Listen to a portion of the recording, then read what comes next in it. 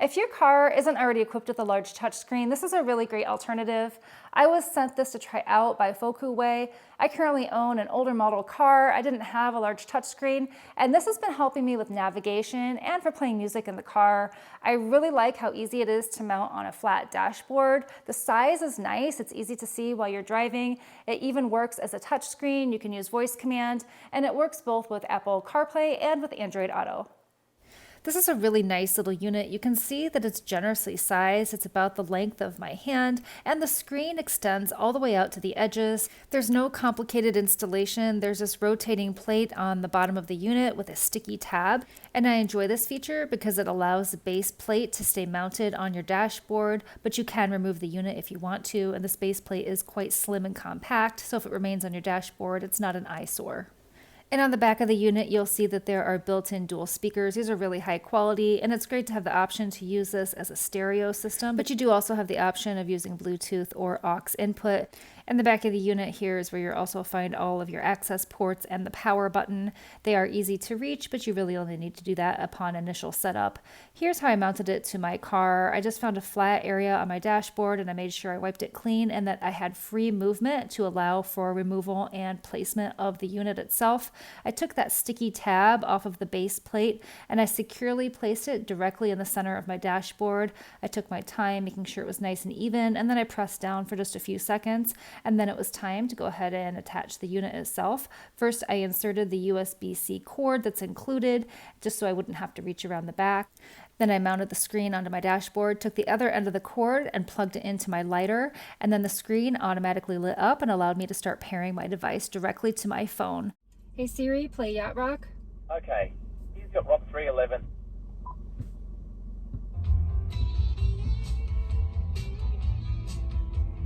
There's a couple of different ways to connect the screen to your phone. I chose to use Apple CarPlay, and it was really simple. All I needed to do was go into my settings on my phone, go to the Bluetooth, and connect to the device. I just made sure that my car was connected to Bluetooth as audio source, and I was immediately able to use the screen. Here is the home screen. You can see that it clearly displays the time on the left, and you can access all your menu options. I chose here Apple CarPlay on the left, but you could use Android Auto if you have an Android device. You can also choose to telecast from your phone. Hey Siri, open Waze.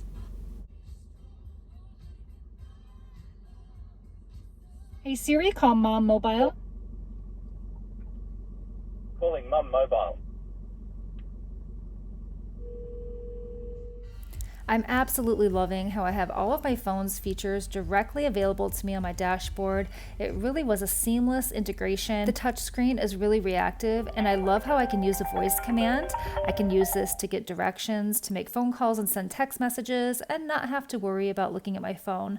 It's really handy, especially while driving, and especially if you don't have a large screen in your car.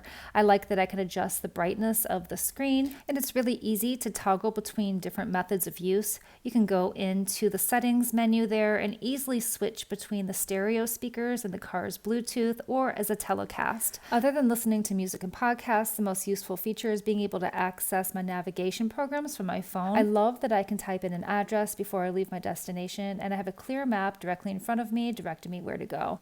I have found that the screen is clear and easy to read in all light levels. Even on really sunny days, I don't get a big glare. And setup was extremely simple, especially if you're using Apple CarPlay through Bluetooth.